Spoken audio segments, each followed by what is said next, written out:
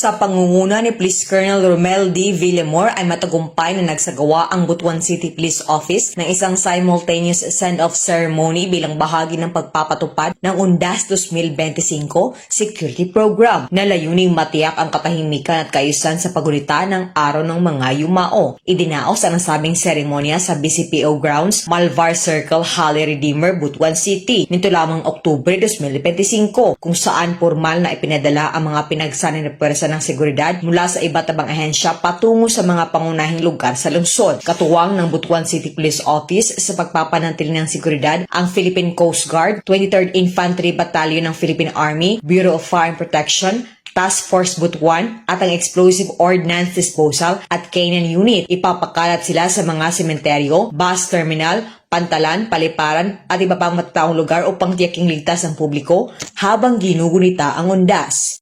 Mula rito sa rehiyon ng Caraga, ako yung PNN correspondent, Patrolman K. Francisco, alagad na batas, taga-taguyod ng Balitang Pulis.